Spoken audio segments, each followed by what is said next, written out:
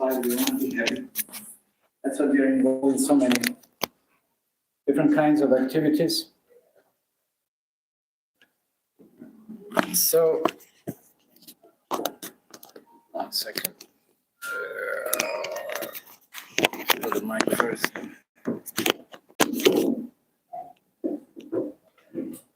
So we'll just go through a little description here of these 4 hormones. Might have known about them, but we'll analyze what they do and whether that's going to really help us if we try to stimulate it. So this is what the biology instructs us, that there are these different hormones within our brain, and with certain stimulation, we will receive certain results. So I've printed that out because they're different, basically. There could be one description, but there are different ideas about them. So I'll try to select some of those and place it under one kind of level, one kind of table, so that somehow or other, at least we cover as much as possible so that you can have some idea about it. So there are different formulas in life, how to derive happiness. So one of those, it's here, it's just, it's very mechanical process. And it's not wrong. It can be helpful, but we'll just analyze and see what it ultimately does and how it affects us. So they've created one acronym for these 4 hormones. And I might need one volunteer. Do we have any pen? Any pen, the marker? Board marker, not the permanent one. We have? So maybe quickly, but we would require that quite fast because otherwise time is running. So they've created one acronym which is DOSE, dose, like a dose, dosage, no? Dose, We getting anything? We having maybe here in the drawer or something. Yeah, it's here. What about this one? Can anybody, any volunteer? Check it out if it's working. No? Okay, this one's not working.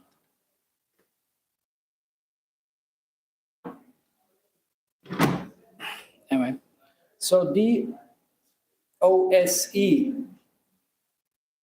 using this acronym, we can try to remember what S is. So D, the first one, it's called dopamine. Dope, it's like dope anyway, dope, it's another synonym for something else, but anyway, dopamine. And then O stands for oxytocin, and then S for serotonin, and E for endorphins.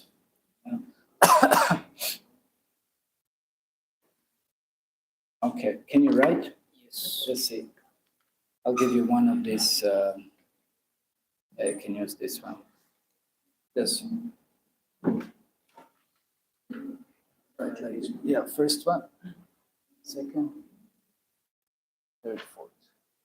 Okay, so we'll get it written. So I'll just read what they are.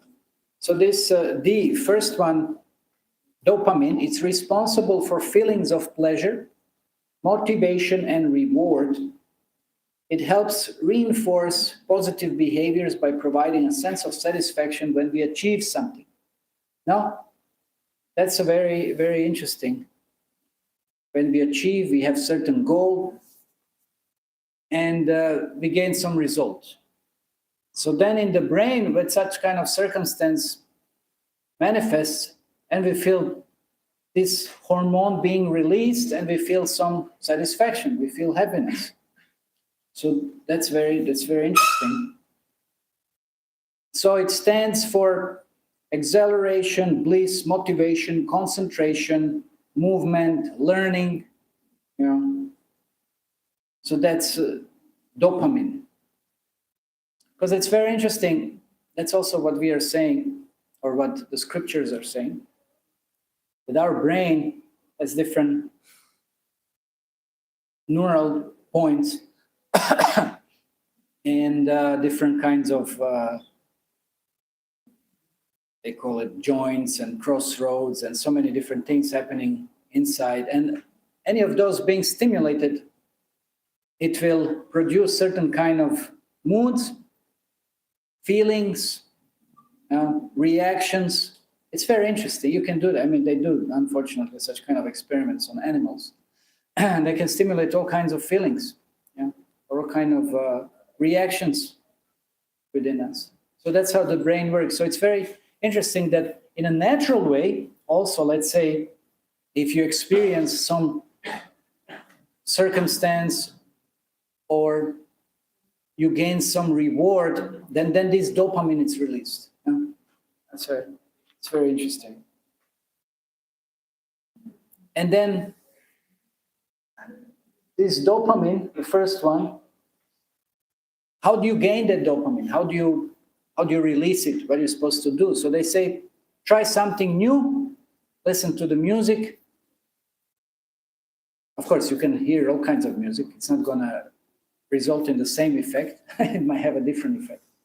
But anyway, let's say something that you like, something that's stimulating, exciting.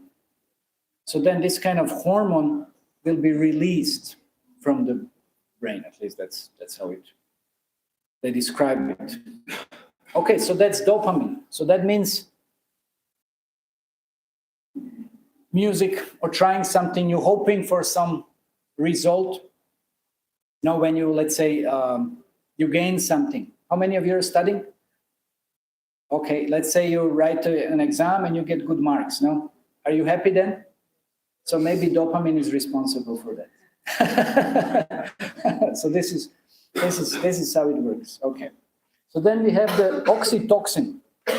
Oxytocin. They say it's a love hormone. When you fall in lust, in love, then or something, or could be some affection, doing something for someone. That's also very interesting. Doing something, being a little bit selfless. Not being selfish. It said oxytocin, it's known for promoting feelings of trust. Oh, that's pretty rare. Feelings of trust, bonding, connection. It plays a vital role in relationships. Childbirth and breastfeeding. Oxytocin. So I said, how to promote it, how to stimulate it. They say get give a massage. Okay, massage. Spend time with a friend. That's interesting. Socializing, physical touch, petting animals. So that means it's through physical, like some kind of interaction. Helping others, that's also there. So then this oxytocin is released then, and you're feeling the pleasure from such kind of interaction. So it's bonding, it's anti-stressful. That's very interesting. Again, trust, we mentioned trust. It has something to do with the self-esteem. You feel like very encouraged, no? So very interesting, oxytocin. And then another one, endorphins. Endorphins are very interesting. You might feel some endorphins at the end of this program. I hope so. We'll have a little kirtan. So they're stimulated by exercise, just by some physical exercise. Little sweating. It helps to release those endorphins. That's very interesting because body is a machine. It's just like an oil machine. And then it works smoothly. So you stimulate by exercise, you stimulate endorphins. So I say yoga and meditation, it's also included. So that means on the gross level exercise and on a little more subtle yoga and meditation. So another description for endorphin or term, it said that it's pain reliever. When you feel some pain or something, if you perform such kind of activity, you will not be affected so much by that pain. That's what endorphins do. So how to stimulate them? It says create music or art. That's very interesting. So that's on the subtle level. There's so many musicians, of course, in the world you get into. That also stimulates those endorphins. Laughter. Anybody ever went to our Juhu beach in the morning? You see these people get together and what they do? Ha ha ha ha ha. And there everybody's laughing, and you pass by, you also have to laugh, no? Laughter. So they're releasing a lot of endorphins. It's like it's producing some kind of level of satisfaction. Yeah, endorphins. So it says they act as natural painkillers. Very interesting. Natural painkillers. And stress relievers. They're released during activities like exercise and laughter, giving a euphoric runner's high. So that's what these endorphins are doing. So the last one then, it's serotonin. Serotonin. So what is this now? So another name for it is the mood stabilizer. Yeah. So it's about the mood. That means more again on a subtle level. It's about social behavior, sense of well-being, appetite, sleep, memory. These are important things. You want to be happy, appetite, sleep also has to be then regulated. And it says that serotonin helps regulate mood, sleep, appetite, and digestion. It is closely linked to the feelings of happiness and emotional balance. Low levels are often associated with depression. Wow, see? Low levels are associated with depression. So if you don't have enough of serotonin, that's not a good sign. So how do you stimulate it? It says meditate, a healthy diet. Get a healthy diet. That will also help us, feeling that serotonin or manifesting the serotonin. Another way it said get some sunlight, so sunlight exposure, and also exercise will help us gain this hormone. So mindfulness, being with the nature, exposure to sun, meditation. So this is the biological formula to somehow draw some happiness from our brain. So it's a more like kind of a physical exercise, physical activity, somehow or other trying to get them released. But now the question is, all of those hormones, okay, they help us gaining certain type of feelings, but can we always depend on that? That we will be happy just if some of those are released. Can we always have them released? Let's say, is our body capable of constantly releasing such hormones? That's one question. So is that possible? The answer is no, yes. So on the gross level, you can't constantly just hope, oh, I will get a reward or I will get an exercise and, I constantly be having feelings of happiness. Or I will always by touching something, or trying to please someone, or being this selfless, or this way or that way. That always some kind of stimulation or some manifestation of these hormones will happen. So that becomes very limited, extremely limited. Yeah? So that's one thing. Mechanically, really, on the material platform, we can't always hope for happiness. It's not going to work. So it's limited. It has its limitation. It has its utility. It has its benefits. That's fine, but it's limited. It's limited. And then another thing is, do we always experience something positive like this? Some kind of interaction that will stimulate those hormones? Well, we experience so many other things which stimulate so many other hormones which are not positive, no? Yeah, like let's say the lack of this serotonin, whatever. That depression. What about depression? Anybody ever felt depression? Yeah. So then maybe then we should work on this serotonin or what? You know, it's like, but it's not going to resolve everything absolutely. You know? So that's why happiness in the material world, it's not the only defined by these certain hormones. It's not only defined by these certain hormones, that just by stimulating something on the mechanical gross level, that we can expect to be happy. Now, we can try, we can artificially endeavor to gain some pleasure like this, but it has limits and it's imperfect. And ultimately, it's going to lead also to frustration. Because body, again, and trying to deal, just like nowadays people have conception that just by chemicals, just infuse yourself with chemicals, or something, that you'll gain happiness. No, it just leads to just contrary results. It leads to utter misery and suffering. So that's why on the gross level, it's really impossible to absolutely experience happiness, because we see what is the happiness in this material world. According to definition from Bhagavad Gita, it's just cessation of misery. So what does that mean now? That means we don't suffer, and then we can feel happy. We are not feeling trouble, then we can feel satisfied. Usually that's the level of happiness that we experience. There's a lot of trouble. Let's say nowadays it's a little cold. So if you experience cold, then you enter into some warm environment and then you feel happiness. No? But is it really happiness? No, it's cessation of misery. That's it. Some basic example like that.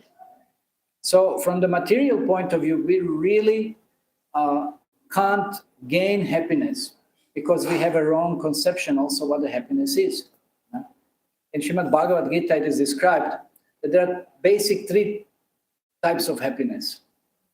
One is in the mode of ignorance, one is in the mode of passion, and one is in the mode of goodness. Now, how does the idea of having some little pain and trouble feel like? Good or bad? If I have to go through some little pain, trouble, and I have to give up something, how does that sound? Good or bad? Please raise your hand. Think about it now. Please raise your hand. If I have to go through little trouble, if I have to go through some pain, and if I have to give something up, how does that sound? Please raise your hand and give me an answer. Okay, yes, behind. Bad. What do you say? Bad. Okay, any other opinion? Yes, what do you think? You also think it's bad? Okay, here, any other thoughts? There might be maybe some other. You think it's good when you feel pain? Okay, any other thoughts? Should we make an experiment or something? And you'll see, we'll have a practical demonstration or something. No, just yes. It doesn't bother you. Okay, that's an interesting viewpoint. We can also experiment on this later on. Any other thoughts? Good or bad? When you experience pain, giving up something, making a lot of effort, being forced to make a lot of effort for something. How does that feel? Good or bad? What do you think? Something. Is it good or bad?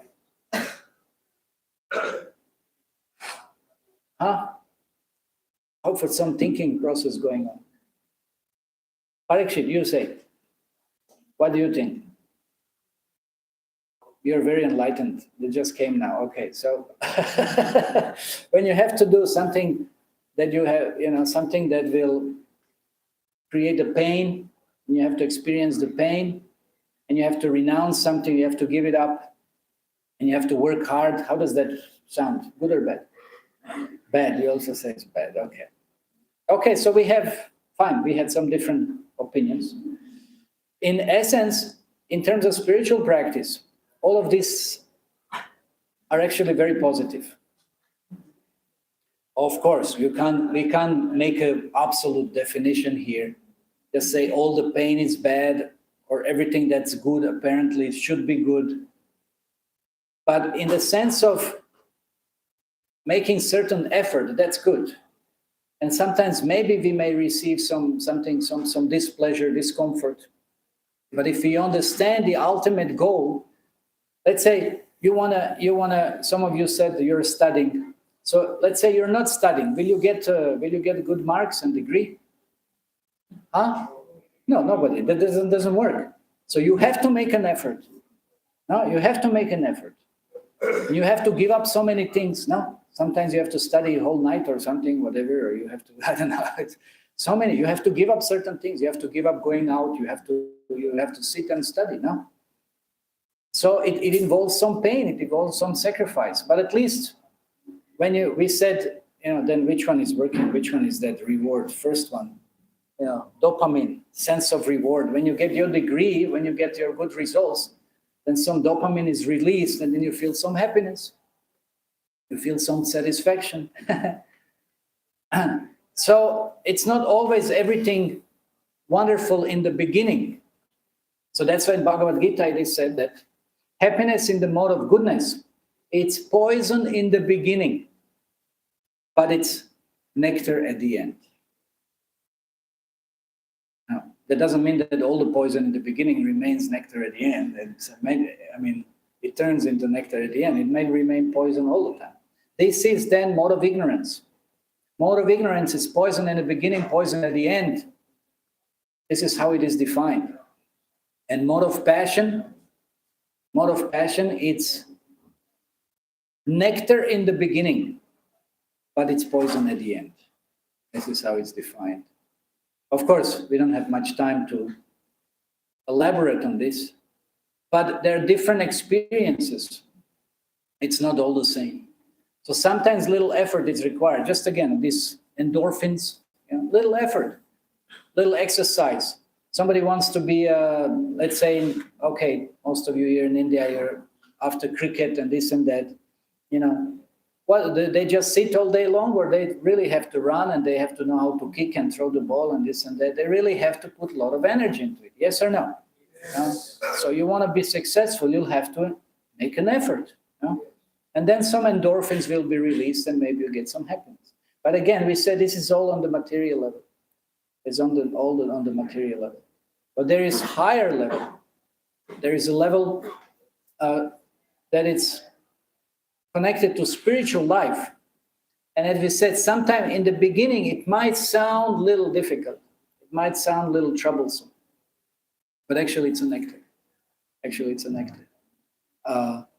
So to reach something good, to make an effort, that effort might seem a little bit like a trouble. Like rising early in the morning. How many of you rise early in the morning? Let's say 10 o'clock. Please raise your hand. Okay.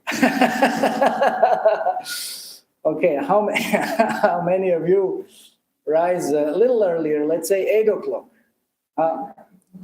Few more hands up. Okay. How many of you, let's say, rise about 6 a.m.? Anybody 6 a.m.? Okay, 6. Anybody earlier than 6? Okay. Parikshit, what time do you rise? Rise at 4 o'clock. See, he rises up at 4 o'clock. So it might be a little trouble, but there is a saying, early to bed, early to rise makes one wealthy, healthy, and Krishna conscious. That's the ultimate wisdom. That's the ultimate essence of wisdom, Krishna conscious. So it has its purpose. It has its substance. So that it seems like little trouble, but if you try to do it, then you will see how completely your day will be different, much more efficient, much more successful, rising earlier. So it's a little bit poison in the beginning, but it's nectar at the end, of course. But then one has to go and sleep earlier. One should not be late at night, doing so many different things and then hoping to get up earlier. That's not going to work. So sometimes like these different efforts might seem a little bit difficult, but ultimately they turn into something very, very positive, very, very beneficial. So this in the spiritual life, it's defined as Shreyas and Preyas. So what does that mean now? Nowadays we think if we get something instant, and just like you have an instant coffee, or you have this junk food, it's like really very, very unhealthy type of food, but it's very fast. It's made very fast. Like make this and make that and whatever nonsense. It's like very, very extremely unhealthy. You get it fast, but it's gonna ruin your life. I think sometimes they made an experiment. They use certain oil for French fries, and that fry didn't. I don't know what. Like for a month, it was still looking, like just freshly made. Amazing. It's completely junk. Absolutely, it is really, really horrible for health. And there's so many things like this. So we think something that it's instant, something that it's like this. Preyas means immediate benefit, that this is good for us, but not really. Not really. We have a big misconception in this modern material world that something immediately that we are exposed, that it will make us happy, that this is what we should be looking for, and this is how we should be acting. That's the greatest misconception we have in this material world. That's not what's going to necessarily bring us satisfaction and happiness. A simple example, we were talking about exams and studying. No, let's say, okay, I want to just experience immediate happiness and pleasure, and I just don't study and I just go out and play cricket. No. Then, okay, you get your prayers, immediate happiness, you played cricket, but then will you pass your exams? No. Yeah, you won't. So that's called prayers. But if you give up a little bit this cricket playing and you study, that's called Shreyas. That means somehow we sacrifice something, even whatever we like or this and that, but for some higher goal, for some higher purpose. Anyway, I'm not discussing whether studying or cricket is something good or bad, higher or lower, but it's just an example which we are using to point out that in spiritual life also sometimes we have to sacrifice some things, but again for a higher cause, which is much more beneficial, which includes the benefits of everything else that practically we have sacrificed, and plus so much more. How does that sound? Isn't that better? Yeah. So that's why we practice spiritual life. We don't practice spiritual life because we want to live a life of self-denial. No. We don't practice spiritual life because we just want to be miserable. We just don't practice spiritual life because we just, don't want to be happy. Who would do that? There's no sane person who would ever do it. We're practicing spiritual life because we have what it's known as higher taste. Rasovarcham rasopyasyam param drishtva. Param means topmost, higher. Param drishtva nivartante. We practice spiritual life because it's something better in comparison to everything else. You analyze the world, how we are living nowadays. What is the essence of our existence? How do we live? What do we get out of it? What are we getting? What is the result? They said, okay, you practice all of this, you try to stimulate all these different hormones, you try to be happy. Is it going to work? Is it really going to work? Is it really going to make us happy and satisfied? Well, temporarily, really temporarily. Again, prayas. But where is the shreyas on the long run? It's not going to give us any happiness and satisfaction. So that's why spiritual life, it's something that initially, yes, a little bit, has a little trouble, has a little difficulty, but ultimately, and then further on in the long run, it's going to give us ultimate satisfaction and happiness. It's worth it. That's the whole point. It's worth it. So that's why we have to make a little experiment. That's why we have to be exposed or allowing ourselves to somehow or other be exposed to that little higher taste. higher taste of certain association, certain practice. And then we can understand how the Shreyas, it's way better than what we have been trained throughout the life, just Shreyas, just something immediate. Yeah? No, it's not really like this. Let's say, okay, simple example. We talked about the junk food. You can have a junk food, you can buy anything. Sometimes I've seen, really, it's so horrible. It's like, you see people selling on the street, they use the same oil trillions of times, which also definitely leads to cancer and so forth.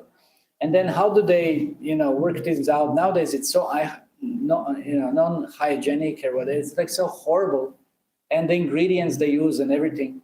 And then, tasting these, or let's say you come home and your mother spends, like 2 hours or something, prepares like whole feast, whatever. You have so many different kinds of nice preparations.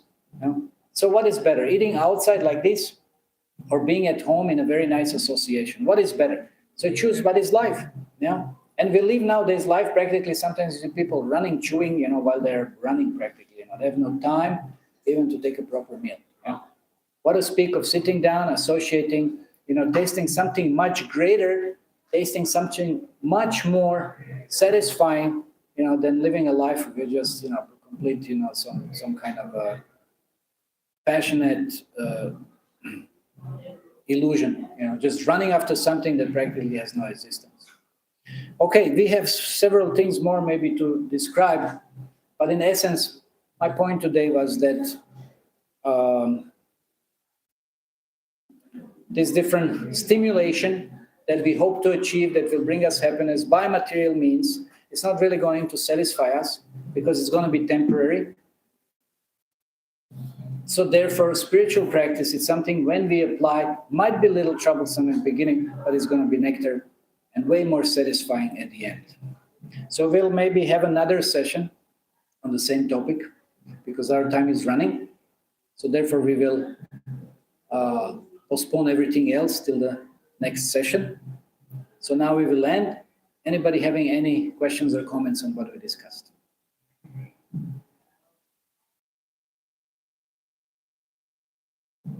Think about it a little bit, a few more seconds.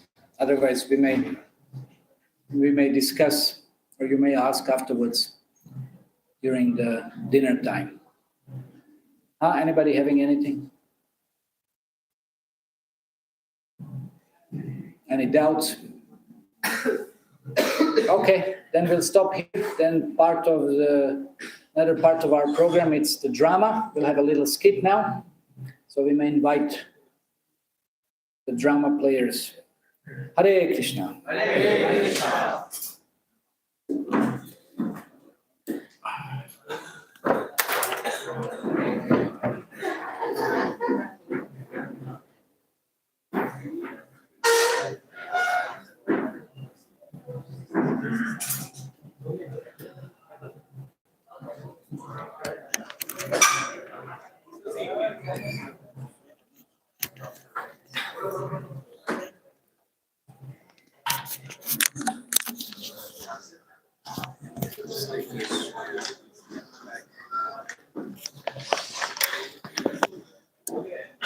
Hare Krishna.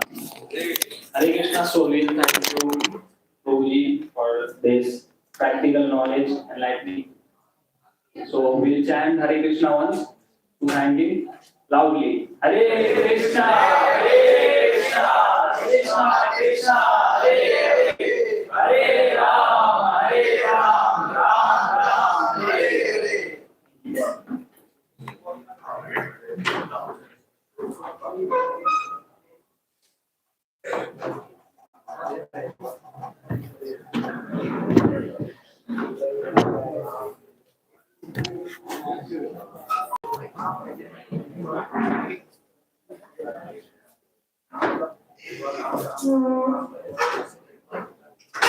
Hare.